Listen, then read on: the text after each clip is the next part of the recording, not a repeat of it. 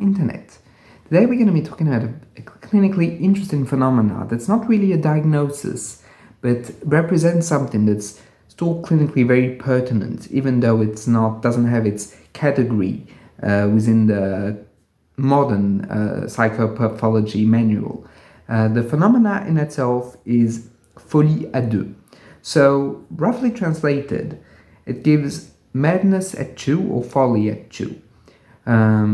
This dual aspect is very important, as fundamentally folie à deux is this idea that in certain very specific cases, the psychotic elements of one individual, his delusions, his perceptions that are not necessarily real, rub off onto someone else. That it rubs off so much that this other person that's not necessarily psychotic starts believing in the delusional aspects of the first person.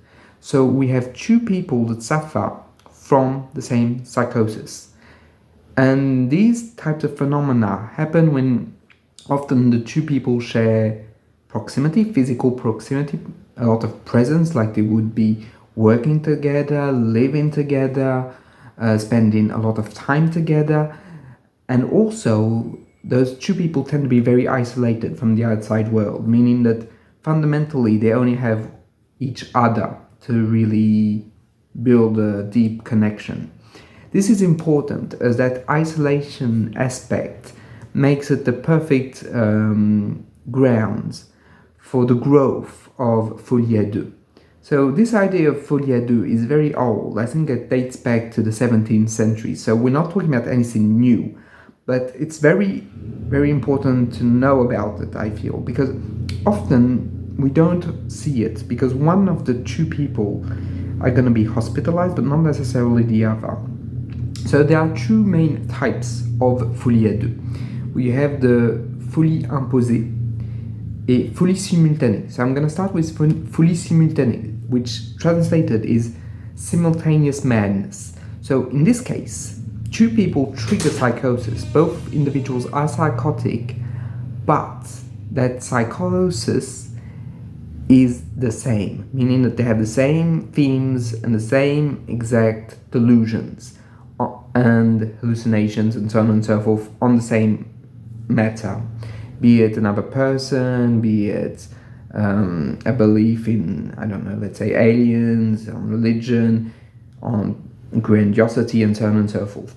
Here what is very interesting is that both of those people are psychotics, but through processes of the minds, perhaps an unconscious push, both of them merge their delusions into one, meaning that both of them have the same types of, at their core, issues, but it's going to be like a marriage of the delusions that is going to form one entity, a merging in a way that's very fundamental. Perhaps in this merging or in this merger, there is a fact of trying to rebuild an ego, a fragile ego in both parties, to be able to create a unified self through the delusion and through this simultaneousness of the psychotic elements. So in this case, if you separate both of them, they're still going to remain convinced of the delusion. Both of them will need treatment, be it psychotherapy, medication, hospitalization, occupational therapy, and so on and so forth, to help them manage the symptoms. It's going to be, in a way, quite classical in terms of how the treatment goes forward. And often this, even though it's one of the main areas of folie à deux, it's not necessarily the one that grasps the collective consciousness, so to speak. But it's still very important to know that there is that aspect of folie à deux, which is two psychotic people triggering psychosis on the same types of issues at the same time. So this shows us that there is that aspect of it, that you cannot directly go to the second option, which is the one that's the most well known, and which I'm going to spend perhaps most of this video talking about. So the second option is folie imposée, which roughly translates to imposed madness. So in this case, very interestingly enough, one person is going to be psychotic, have delusions, have a very set up scenario, but the other one isn't. The other one is non-psychotic, yet that person is still going to develop psychotic symptoms and follow in the lead of the psychotic individual. In this case, there is an imposition of the psychosis of one upon the other. And often what happens is that you see that the people that are imposed upon the psychosis, they tend to lose their individuality. It seems to decrease or even perhaps fade away, and they become like a megaphone for the person that's delusional. In a way, they become uncritical of everything that's happening, whereas if you had them in another context, they would be. But because of the social isolation I talked about at the beginning, because of the fact that often the delusion is paranoid, they tend to start believing in it. They start to think, yes, those people do want to hurt me. Yes, this person is out to get me. And they do start to mentally, psychically pour into that delusion. And what pours in is a sense of identity that just completely breaks down and is replaced by like a second version of the psychotic person and of the delusions. So in these cases, what is very important to understand is that it doesn't come like this. It's based first and foremost on a relationship that pre-exists anything else. Like, for example, one of the famous cases of Folie in France, one that's often given as the manual of Folie is the Les Sœurs Papin, which the Papin sisters. If you're familiar with the case, well, you can already see where we're going with this. But if you're not, very succinctly, and please keep in mind, I'm not a historian or I'm not an expert on the life and death of those women. Those women were maids that were under the service of employers. They started becoming very persecuted, notably by the wife of the employer. So what happened was that they fundamentally became more and more persecuted, and they ended up killing the wife. In that moment where they killed that person, they were completely delusional, thinking that person was out to get them. And they were really fundamentally convinced. It's a very famous case. Even Jacques Lacan talked about it. Sartre and Simone de Beauvoir. So we're not talking about something that was like hidden in the newspapers. It was like really like a collective French debate on what happened there in this case. Here I want to make a little nuance. I talked about murder, but I'm not saying that Folie à Deux is linked to murder. Like, those are two different things. Here I'm just saying how in France, when you taught Folie à Deux, you taught it by the prism of the case of Les Sœurs Papin, which, if you're interested in the story, or at least a version of it, Jean Genet wrote a very interesting play called Les Bonnes, which translates to The Maidens, which explores how, in a way, they were identifying with the wife of their employer and also losing their sense of identity. And here we circle it back. It seems to me that Folie à Deux is a desperate attempt to try and maintain an identity that's starting to break down, and it's breaking down in the most subtle ways. I.e., it's a neo-reality that both people create to give it even more strength, more power, in order to survive a psychic collapse. Keep in mind here, it's my interpretation of this phenomena, and it's often very, very impressive when you see it the first time. That both have the same version of a delusional situation. You start to really wonder what's happening, and without this concept, you're completely lost. The idea that it can happen simultaneously, or that one can impose on the other, is essential to understand more rare but still very, very important phenomena. Because when you work within the range of psychosis, you have to know that it can happen. And often we miss it, because if you intern one and leave the other, well, and if the other goes back, then everything's going to come back. So you really have to be able to give treatment to both of the individuals. However, treatment is going to be very different in the second case I was explaining, the one where it's imposed, as the person with psychosis should have the normal treatment of psychotic patients, i.e.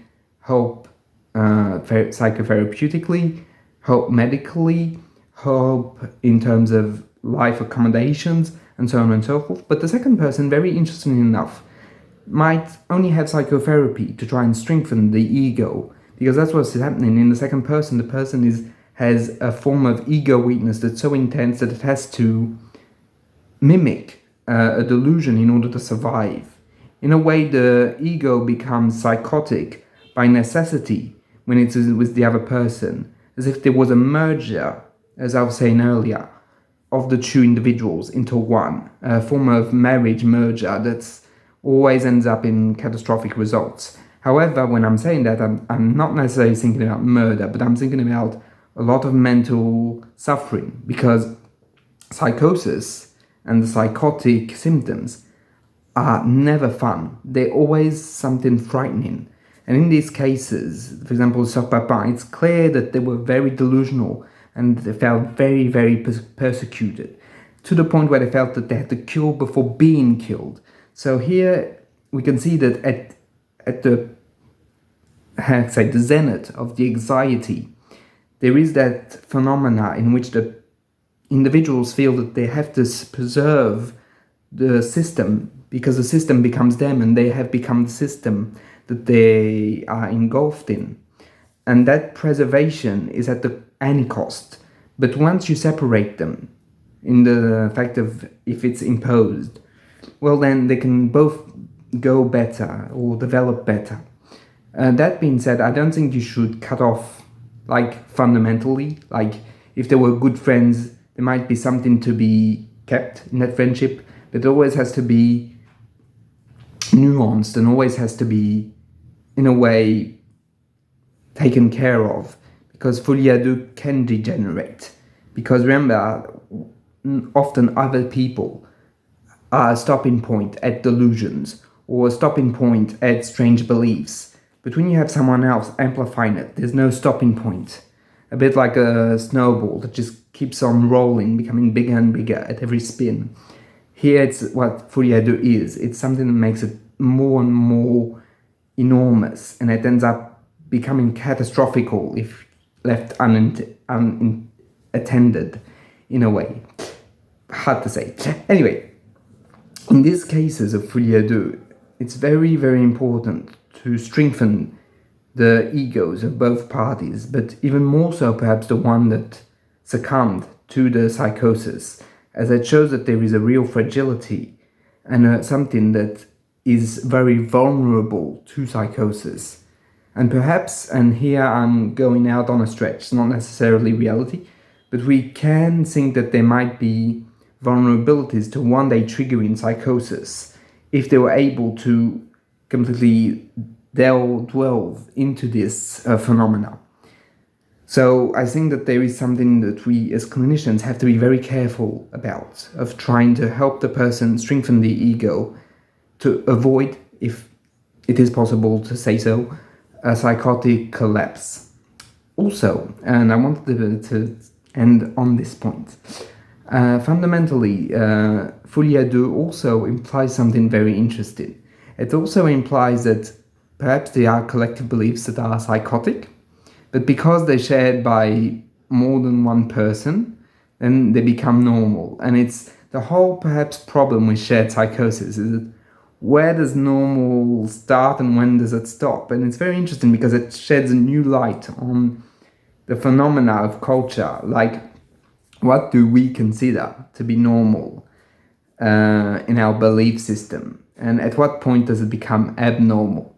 So it's very interesting to see that it's, in a way, something that by its extremeness triggers a sort of answer in our collective minds, as the Sœur Papin triggered a collective thinking in France at that time, as I said, because Sartre talked about them, Simone de Beauvoir talked about them, Jacques Lacan talked about them. So the high intellectuals were in it, but the people, from what I understand, also, like, everyday person, not necessarily an intellectual, had his or her opinion. So here we can see that Folie à deux is something that's in a way questions the roots of what we believe in. So it's very interesting collectively to think about it. And that pretty much sums it up for everything I wanted to say. If I've missed something or if you want to add something, please feel free to do so in the comments. I'll see you in the next one. Bye.